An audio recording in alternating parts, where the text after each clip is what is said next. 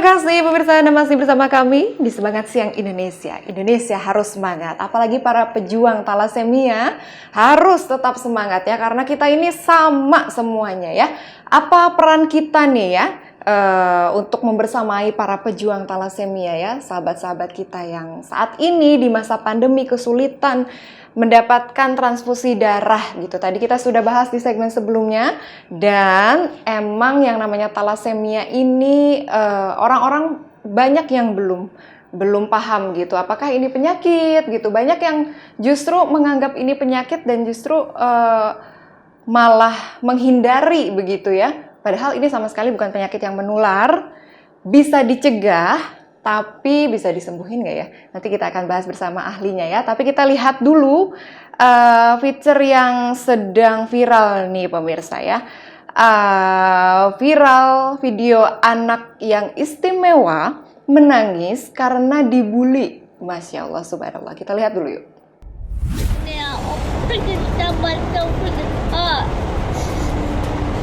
He want me. I want someone to kill me. Sahabat semangat, sebuah video mengenai bocah istimewa penyandang dwarfisme beredar di media sosial.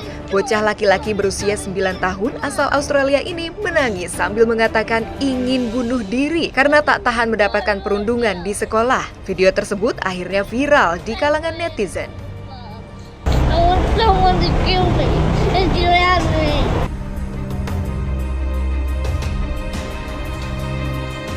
Mengutip channel News Asia, video tersebut ternyata direkam dan dibagikan oleh ibunya, Yara Kabailes. Bocah lelaki ini adalah penyandang dwarfisme. Dwarfisme adalah kelainan yang menyebabkan tinggi penderitanya berada di bawah rata-rata. Mengenakan seragam sekolahnya, bocah yang bernama Quadan Bailes terlihat bersandar di kursi mobil. Ia menangis terseduh-seduh sembari mengatakan ingin mengakhiri hidupnya karena tak tahan mendapatkan perundungan di sekolah. Bailes memohon kepada orang tua dan sekolah lain untuk menyidik anak-anak tentang dampak dari bullying. Sebagai ibu, ia mengaku sakit hati melihat anaknya menderita karena bullying setiap harinya. Tak lama setelah video tersebut beredar, Quadan mendapatkan dukungan penuh cinta dari seluruh dunia. Beberapa selebritas seperti aktor Australia Hugh Jackman, pembawa acara Pierre Morgan, dan aktor Brad Williams ikut memberikan dukungan. Penggalangan dana untuk Quadan saat ini sudah mencapai lebih dari $400.000 Amerika Serikat. Namun, setelah videonya menghebohkan jagat maya, muncul rumor yang menyebutkan bahwa Quadan Bailes bukanlah anak berusia 9 tahun, melainkan 18 tahun.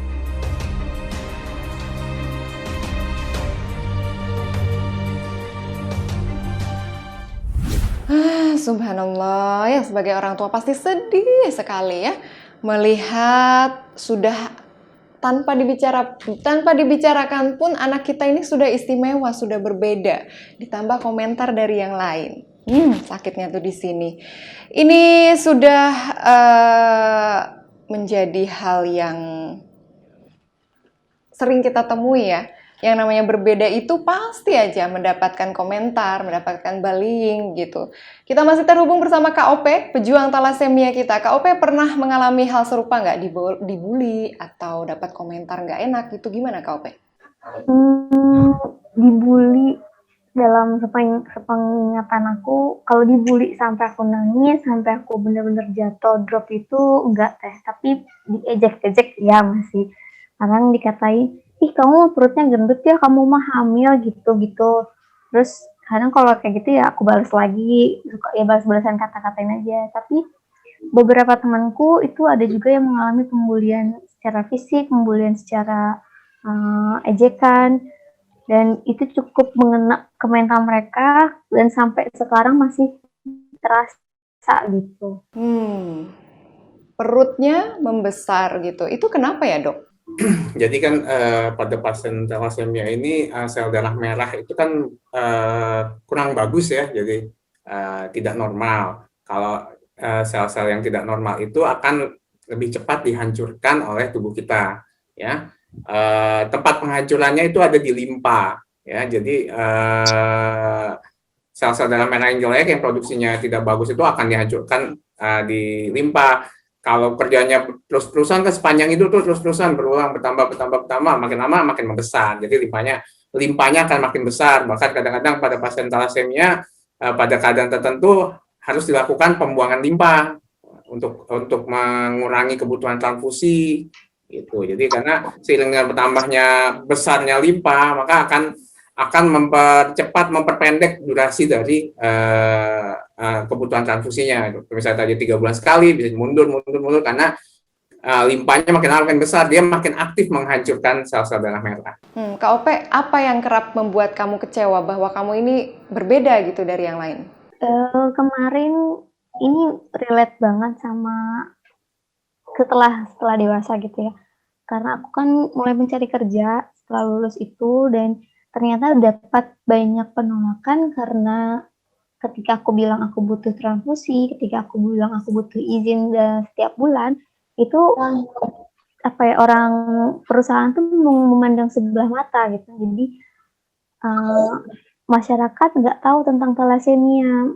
Talasemia itu apa sih? Terus kenapa kamu butuh transfusi? Nah, ini akan mempengaruhi etos kerja kamu nggak? Ini akan mempengaruhi kinerjamu nggak gitu. Jadi yang bikin kecewa tuh ya pandangan masyarakat yang pertama. Terus juga kenapa talasemia itu nggak booming gitu. Jadi masih banyak yang belum tahu tentang talasemia ini, karena itulah kita anak-anak talasemia di luar sini tuh jadi ngerasa kayak di nomor 2 kan, jadi ngerasa kayak di anak tirikan gitu. Itu dari sudut pandang KOP. Sudah hadir bersama kami juga ada Ibu Puspa, seorang orang tua yang aktif di komunitas orang tua talasemia. Ibu Puspa, Assalamualaikum. Sehat Ibu? Alhamdulillah. Ibu ini sedang viral, seorang anak yang istimewa dibully. Ibu sebagai orang tua dari putra-putranya yang istimewa nih ya, pejuang talasemia, apa tanggapannya Bu? Ya, prihatin ya. Sebenarnya orang banyak di luar sana menilai talasemia itu satu penyakit, padahal talasemia itu ada kelainan darah. Justru mereka lah yang gampang tertular virus-virus, bukan mereka yang menularkan virus. Tapi konotasi di masyarakat yang saya dapati, kadang-kadang mereka membuli anak-anak, menganggap anak-anak talasemia itu anak sakit. Padahal sebenarnya kalau tersusun tata laksana talasemianya, transfusinya baik, minum obat kelasinya baik, insya Allah mereka bisa survive sama seperti anak-anak yang tidak dengan talasemia. Itu benar tadi yang sudah dibilang Mbak Ope, bahwa di masyarakat itu banyak belum paham tentang talasemia. Itu yang saya dapati, Mbak. Ibu Puspa, putranya usia berapa sekarang? Yang besar usianya 14 tahun, yang kecil 12 tahun. Masya Allah, sudah belasan tahun berjuang ya Ibu Puspa sampai memutuskan untuk aktif di komunitas Pokti. Apa yang memutuskan Bu Puspa untuk lebih aktif gitu, merangkul para orang tua lainnya untuk membuat komunitas ini? Iya, kebutuhan sih, karena pasien talasemia itu mempunyai kebutuhan sangat lebih dibanding dengan yang lain. Karena memang anak-anak tergantung dengan transfusi seumur hidupnya, perlu ke rumah sakit setiap bulannya atau setiap 2 minggu sekali. Terus memerlukan juga bukan saja transfusi, tapi moral, karena memang banyak, bukan hanya 1-2 mungkin yang tahu, hanya 1-2 yang dibully. Tapi kejadiannya anak talasemia itu sering kali dibully, karena memang ada di daerah-daerah atau di Bekasi juga ada orang tua yang belum paham, jadi menganggap anaknya adalah anak sakit. Padahal sebenarnya anak talasemia itu sama seperti yang lain, cuma dia mempunyai kebutuhan khusus, harus rutin transfusi. Yang penting penguatan dari orang tua. Jadi atas dasar itu saya aktif di Talasemia Bekasi dan di Yayasan Talasemia. Alhamdulillah supportnya dari dokter-dokter, dari komunitas, bahkan dari Pemda sendiri mendukung gerakan kami di Bekasi. Sampai saat ini treatment yang dijalani apa saja Bu Puspa? Hanya transfusi 2 minggu sekali, kelasi besi, dan karena sekarang masa pandemik ya, jadi kita tidak sering berkumpul, kalau dulu ada sebagai penguatan, seperti kita sering datangkan psikolog gitu, atau sering kita edukasi anak-anak atau orang tuanya yang belum paham agar menjadi paham. Cuman karena masa pandemik ini kita lebih sering untuk berinteraksi via medsos saja, terus ya hanya seperti itu aja. Tapi tetap kami dari perhimpunan dan yayasan berkoordinasi dengan rumah sakit untuk tetap menjaga anak-anak. Tadi Ibu Puspa menyebutkan kelasi besi itu seperti apa, Dok? Ya, kelasi besi itu terapi untuk mengikat kelebihan besi. Jadi pada pasien-pasien yang transfusi berulang, tadi kan yang tadi dikatakan komponen utama sel darah merah itu kan sebenarnya zat besi ya, yang membentuk hemoglobin. Nah, pada pasien-pasien talasemia yang dapat transfusi berulang, dia kan banyak sel darah merah yang dihancurkan. Nah, dari penghancuran ini menghasilkan sampah tanda kutip. Nah, sampahnya ini berupa timbunan besi. Nah, timbunan besi itu bisa numpuk di mana aja, bisa di otak, bisa di paru-paru, bisa di ginjal, bisa di sel genitalia, bisa di usus, semuanya bisa. Nah, ini kalau misalnya tumpukannya banyak, nah ini harus ada zat yang untuk mengikat sampah-sampah ini agar tidak mengganggu fungsi tubuh secara keseluruhan. Gitu. Baik, kita masih akan lanjutkan pemirsa ya.